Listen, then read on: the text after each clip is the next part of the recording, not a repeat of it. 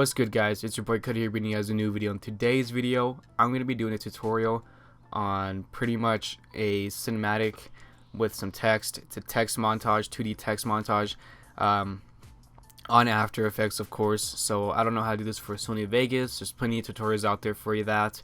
But if you're just starting out and you just want to make some 2D text montage for your montage on After Effects, then what you guys want to do is pretty much launch up After Effects. And also, for my subscribers that have been watching me recently, I know I haven't uploaded in quite some time. It's been 2 weeks.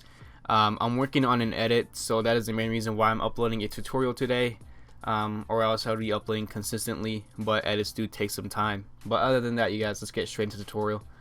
So what you guys want to do is once you launch up your After Effects, you're going to click File, Import File, and click on the cinematic that you want to make 2D text with. This is just regular 2D text. It's not motion tracked or anything like that. If you guys want, for me to make a tutorial on that, then let me know, comment down below, and I'll definitely do it for sure. It'll be easy. But anyways, so I'm gonna click on this cinematic right here that I downloaded. It's called Breach 5, and once you pretty much imported your cinematic, you want to drag it over here to this blank area over here, and it'll create a new composition. Now for me on this cinematic, I'm just gonna go like at least this way, this far into the cinematic, just because I don't want it to be too long of a cinematic. So I'm gonna, what I just did is pretty much just drag this area over here. This is called the work area. I'm gonna drag that over and right click, trim comp to work area. So then what that makes is it makes the video as long as the selected spot desired. So you guys don't have to do this. This is just my personal preference for this particular cinematic. But anyways, you guys, what you guys want to do is pretty much get your text tool up here and type something. It doesn't really matter. For me, I'm just gonna put same game because I'm just gonna do that for now. And then I'm gonna click on the selection tool and drag that over towards the middle of the character. And I think that looks good for now. Of course, it's not gonna look like this just yet. There's a lot of things that we gotta go through first. But honestly, let's just get straight into the text and what we can do with it. So to make it look a little bit more better is I'm gonna right click and then click on layer styles and click drop shadow. What this is gonna do is gonna make it look a little bit more 3D effect, but it's not really 3D text, so it just looks a little bit more better in my opinion. Now for spread, I'm gonna put it to 11, and I'm gonna put the size to like, I don't know, let's drag it over 22. I think that's good enough. So then now I'm gonna click out of drop shadow and click out of the text itself, and then what I'm gonna do is actually right click on it again, go to layer styles, and create a gradient overlay. Now this is optional, you guys don't have to do this, but this is what I do for my 2D text. Now at the very bottom here you can see this is gradient overlay. You want to click on that, and then as you can see it says opacity and colors, and you can see right here it says edit gradient. So I'm gonna edit that. I don't like how this looks, so I'm gonna click on this little color stop right here, and I'm gonna put it to like a grayish type of look and feel, and I'm gonna drag it over so you can switch opposite sides. And what this would do, it will make my text a little bit more better in my opinion. It looks a little bit more cleaner instead of just plain white. So for example, this is how it looked like before, and then this is with the actual gradient, which looks a little bit more better in my opinion. Now that we're done making it look all fancy and stuff, we can actually focus on actually masking it and making it have some sort of transition instead of just popping up like that.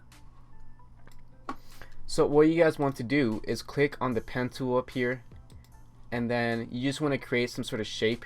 So I'm gonna click right here and right here, and I'm gonna make this look like a circle, I guess, kind of an ovally effect. I'm gonna click over here and over here, and I'm right there. So pretty much just creating a circle with these dots, and I just created some sort of circle right here. I know this is like a triangle, well, not like, it's just really rigid, but over here it's really like circle-y, and that's fine. It doesn't really matter. Just make whatever shape you like. It doesn't really matter. Now as you can see, the text disappeared over here, but not right here, and that's exactly what we're doing. We're gonna make this transition over. So what we want to do is go back to the actual selection tool up here and double click this so we can actually adjust the feel to it. As you can see, we can rotate it now and all that. We'll get to that later, but I'm gonna drag this over here and keyframe it. And what I mean by keyframing it is just pretty much making the transition itself. So once I double clicked on it, just click enter to get rid of that box, and then I'm gonna click over here on the text again, down here on the drop down, click mask, mask 1, and you want to keyframe. You want to hit the stopwatch right here, and this is going to pretty much make it seem like, okay, we're here at this specific spot. Now you want to go halfway through your cinematic. I say like right, let's go right, yeah, let's just go right there in the middle. And you want to double click on this again, and you want to drag it. You just want to make this bigger. So if I were you, I would just drag this right here, boom, drag this all the way over and click enter.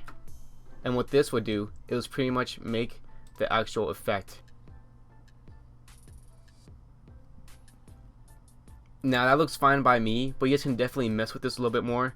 For example, I can pretty much just make it go from the text itself smaller to bigger. What I mean by that is pretty much click S on your keyboard, and you might want to put the scale up. So right now it's at 100. If I were you, I'd probably put it to 120 or 115. I'm going 115 for this particular tutorial. So as you can see, it moved the text a little bit more over there. So you just want to drag it back over here, and you can see it will move the mask itself as well. Now what you want to do is, since we're halfway through it, just click on the stopwatch right here, and then go back to the very beginning and put it to like 100, back to normal. So then over time, you'll see that the text will actually move in place with the actual effect. We'll go slower this time. Now as you can see, it stops moving at that particular moment.